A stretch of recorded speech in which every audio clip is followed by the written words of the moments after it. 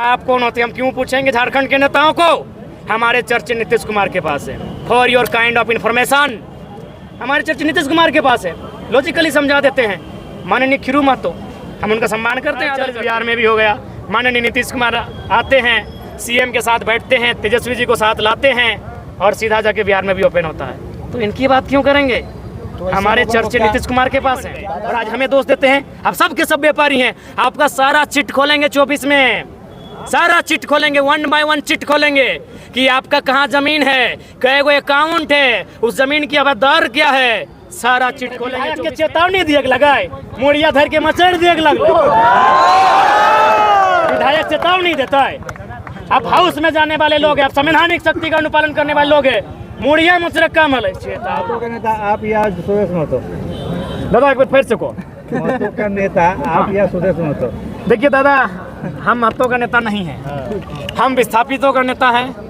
नेता भी नहीं है, हम उनका भाई हैं, उनके बीच का एक बेटा है। I am not a leader. हम अभी तक चाहती थी कि दर्द लोगों के लिए कोई आवाज़ बने, एक आंदोलन हो और जितने शोषित वंचित लोग हैं वो एक जगह आए और इस बार आखिरी अपनी जो अंतिम निर्णायक लड़ाई उसे लड़ रहे हैं। सुनने वाले भी बेहतर हैं और आप लोग भी बेहतर लोग हैं, लेकिन हमें एक हाउस चाहिए जहाँ हम रख सके, जहाँ बात की गरिमा हो। तो वहाँ हमारे लोग चुन के नहीं जा रहे हैं। इसीलिए अब हमारा 24 का ये भी लक्ष्य होगा। लोगों ने आरोप लगाया कि आप लोग आंदोलन कर रहे हैं, अब नेता बनने की क्या जरूरत है, MP MLA बनने की क्या जरूरत है।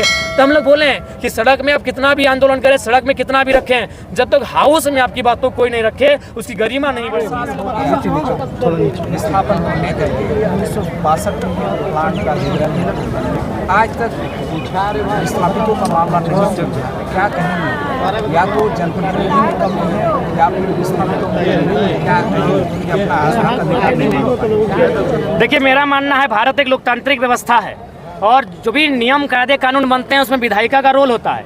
यानी हमारे जो जनप्रतिनिधि रहे हैं, कहीं ना कहीं वो उनकी उदासीन सोच रही है या फिर जो भी कारण कहें, क्योंकि आज ये सर्वविदित है कि जितने भी कंपनी फैक्ट्री स्थापित होते हैं उनमें स्थानीय विधायक रहे, स्थानीय जो दल हैं उनके जो नेता रहे, उनको काफ़ी मोटी रकम अदा की जाती है। तो ये कमजोरी उनकी हो सकती है, लेकिन अब हम लोग चाहे विधायक रहे या सांसद रहे, अब हम लोग किसी के आश्रित होकर रहने वाले नहीं है, क्योंकि ये लड़ाई बार पार की है। हमारे पास अब खोने के लिए कुछ बचा नहीं है। तो ऐसी परिस्थिति में अब हम लोग का मानना है कि चाहे विस्थापित की लड़ाई हो या फिर अन्य मुद्दों की लड़ाई हो या बार पार की लड़ाई होगी, चाहे जो भी परिणाम होगा, क्योंकि ऐसा परिस्थिति अगर चलता रहे तो आने वाले 20 सालों में मुझे लगता है झारखंड का अस्तित्व, झारखंड का वजूद समाप्त हो जाएगा। तो इसीलिए आप समझ सकते हैं, मैं इसी आंदोलन की व्याख्या करती हूँ। ये कहीं ना कहीं दर्द का आंदोलन था। यदि दर्द का आंदोलन नहीं होता तो 50 लड़के थे, आज 5 करोड़ तक इसकी आवाज़ पहुंच चुकी है। इसका मतलब सीधा है, ये समय का आंदोलन था, नियति का आंदोलन था, ये हम लोगों का आंदोलन नहीं था। नियति समय चाहती थी कि दर्द लोगों के लिए कोई आवाज़ बने, एक आंदोलन हो और जितने शोषित वंचित लोग हैं वो एक जगह आए और इस बार आखिरी अपनी जो अंतिम निर्णायक लड़ाई उसे लड़ सके। बिहार, तत्कालीन बिहार जब था तब DP महेश्वरी जो मुख्य सचिव थी, क्या है विस्थापितों के लिए 4th ग्रेड का जो है आरक्षण की बात उन्होंने किया था। झारखंड विस्थापितों का वो अधिकार भी छीन गया। क्या मानते हैं? अपनों ने लूटा, गैरों में कहा दम था। हाँ बिल्कुल, आपका ये कथन सही है कि अपनों ने लूटा, गैरों में कहा दम था। कुछ हमारे लोग भी दोषी हैं, दोषी चूँकि उन्होंने देखा निजी स्वार्थ। आज ऐसा नहीं कि BSL में आज जो हम लोग अप्रेंटिस के ही माध्यम से यहाँ इतने लोग आए हैं, तो ऐसा नहीं है। यहाँ हमें आने से पूर्व कई लोगों ने टेलीफोन किया कि आप इस मुद्दे पे मत आइए, मत आइए, अपने ही लोगों ने। तो कहीं ना कहीं आप बहुत सारे अपने लोग हैं जिनको काफ़ी मतलब धनराशि उनको दान दी जाती है या फिर उनको चंदा के रूप में दिया जाता है, उनको चुनाव लड़ने के लिए चंदा के रूप में जाता है। तो अपने लोग हैं। तो अब 23 सालों के झारखंड ने बहुत दुर्दशा को देखा है। अब अपने रहें या फिर कोई और रहे, अब हम लोग अपना शोषण नहीं सहेंगे। हमारी आवाज़ रहे, हमारे जो भी लड़ाकू हैं वो अब सामने आकर अपनी लड़ाई को लड़ेंगे, आर पार की लड़ाई लड़ेंगे और फिलहाल हम लोग भी विधिवत लड़ेंगे, एक चरणबद्ध होकर लड़ेंगे, एक सीरीज में लड़ाई लड़ेंगे। दादा आपका कुछ सवाल था? विस्थापितों का दुर्दशा का कारण क्या था और 50 सालों में किस कारण से विस्थापित चले गए? देखिए, विस्थापितों की सबसे जो पहला कारण है आपसी एकजुटता का ना होना। क्योंकि आज अगर बात करें, ऐसा नहीं, बंगाल में भी जमीन अधिग्रहण हुआ है, उड़ीसा में भी हुआ है, बाकी प्रदेशों में होता है। आए दिन अडानी कंपनी चूँकि अभी हाईलाइटेड है, बहुत राज्यों में ज़मीन अधिग्रहण करती है, लेकिन वहाँ के लोग काफ़ी एकजुटता के साथ विरोध प्रदर्शन करते हैं, उस योजना को वापस करते हैं। और हमारे जो पश्चिम बंगाल की मुख्यमंत्री है माननीय ममता बनर्जी जी, वो अभी टाटा नैनो ने जो जमीन अधिग्रहण किया था उसके खिलाफ आंदोलन करके आई थी। यानी सबसे प्रमुख कारण हमारे लोगों की एकजुटता का ना होना। मान के चलिए 84 गाँव, अगर हम एवरेज निकालते हैं एक गांव में 1000 आदमी तो 84,000 आदमी, अगर 84,000 आदमी अगर यहाँ खड़े हो जाएंगे, उसका आधा भी खड़ा हो जाएगा, 42,000 उसका आधा, अगर 21,000 लोग यहाँ खड़े हो जाएंगे तो मुझे लगता है यहाँ पुलिस तो छोड़िए, यहाँ तमाम फोर्सों की संख्या कम पड़ जाएगी और 1 घंटा नहीं 10 मिनट में वार्ता के लोग हो जाएंगे। नहीं, एकजुटता की कमी रही है, तो इसीलिए आज हम लोग सदियों से, दशकों से ठगे जा रहे हैं। तो अब मुझे लगता है लोगों की जो एकजुटता है अब जागेगी, क्योंकि अब हमारे पास खोने के लिए कुछ नहीं बचा है। जो हमारी ये जनरेशन है इसने बहुत करीब से देखा, बेरोजगारी को देखा, विस्थापन को देखा, पलायन को देखा, भुखमरी को देखा, हर तरह से शोषण को देखा।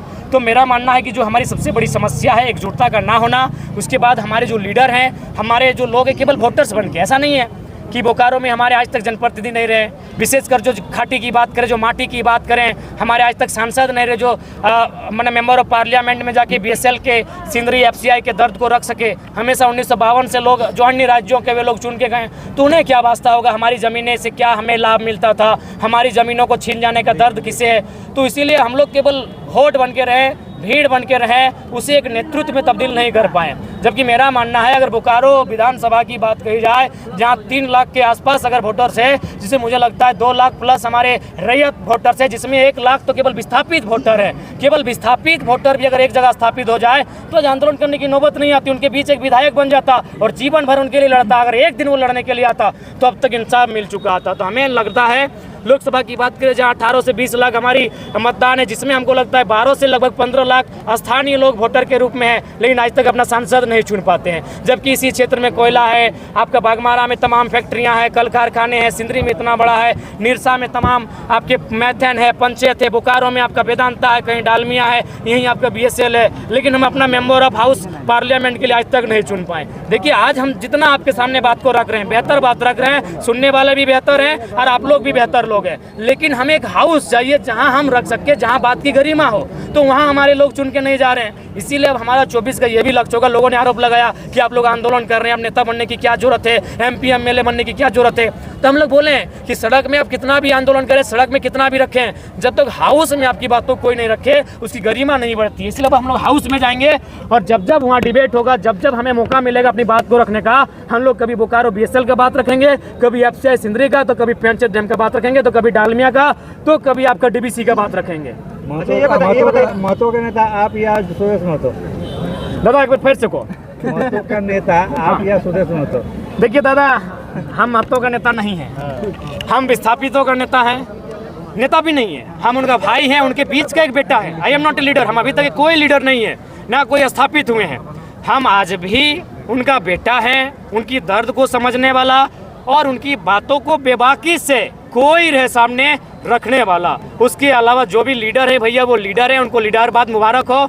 हम एक बेटा हैं और बेटा बन के ही आजीवन रहेंगे और उनके हक अधिकार की लड़ाई को लड़ेंगे। लोकसभा सीटों पर आप चुनाव लड़ेंगे? नारायण को चुने हैं और बिरिंची नारायण जो है दोनों को को चेतावनी दिए हैं, आप उनके बारे में उल्टी पुल्टी कमेंट करें दादा। ठीक है, आपका भी उत्तर, पहले दादा का उत्तर। देखिए हम लोग सबसे पहले टारगेट करेंगे कि जहाँ माने बेकार सांसद पड़े हैं, जो लोग हमारी माटी से वास्ता नहीं रखते हैं, और विशेषकर हम लोग कम से कम तो 14 में से आधा दर्जन प्लस सीटों में हम लोग लड़ेंगे।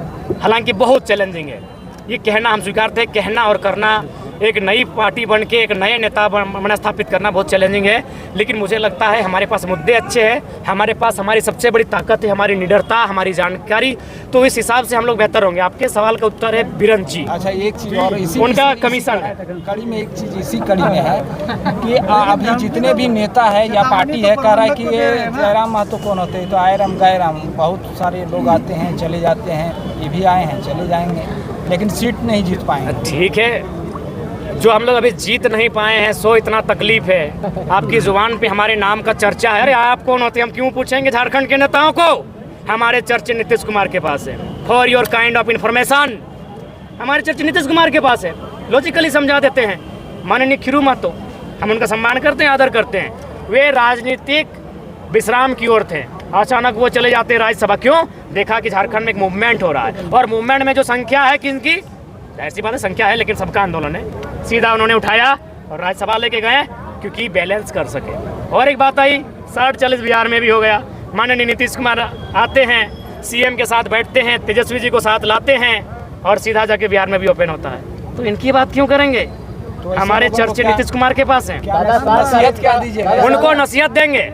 कि देखिए पहला बात, हम लोग अभी भी चाहते हैं, अरे पॉलिटिक्स में तो आप लोग स्थापित हैं, कोई 72 से है, कोई 85 से, कोई 80 से, कोई 1885 से, आपने ना मौका दिया।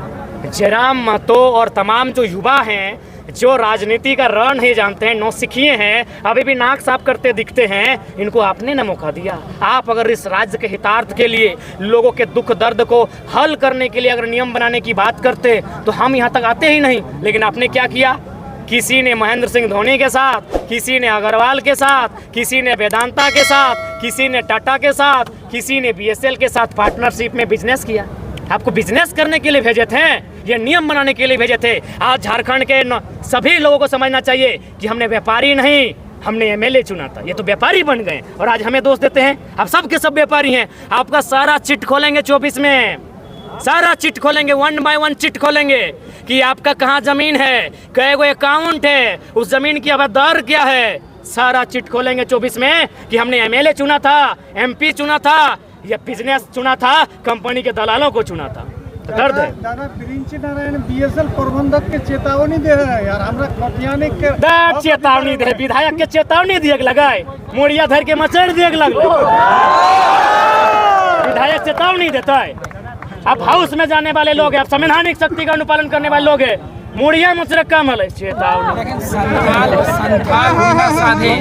संथाल बिना साधे जयराम कैसे जिद दर्ज करेगा, क्योंकि 18 सीट नहीं है। निश्चय संथाल से भी बुलावा। अरे आप तो बोलना ही भूल गए, जो बार बार ये बोल रहे थे कुर्मी आंदोलन कि आदिवासी दूर हैं। सिमडेगा में हमारी एंट्री हो रही थी, आपको जानकारी होना चाहिए। 9 तारीख को मेरा कार्यक्रम था सिमडेगा में। सिमडेगा मतलब आदिवासी बहुल। डर देखिए, हमारा कार्यक्रम कैंसिल है और आप कहते हैं कि हम एक समाज बंद के रह गए। सिमडेगा हमारा पोस्टर रिलीज हुआ होगा। 9 तारीख को हम सिमडेगा जाने वाले थे as a chief guest hockey के मैदान में। जानकारी के लिए बता दें, सिमडेगा में हमारा कार्यक्रम कैंसिल हो चुका है। तो किसने कहा कि बाकी लोग हमें सुन नहीं रहे हैं, बाकी लोग हमारे साथ नहीं आ रहे हैं? ये लोग डरे हुए हैं। हमारा कार्यक्रम वहाँ कैंसिल हुआ है। मेरा कार्यक्रम खूंटी में कैंसिल हुआ है, मेरा कार्यक्रम गुमला में कैंसिल हुआ है। किसने कहा कि लोग नहीं जा रहे हैं? तो संथाल में भी लोग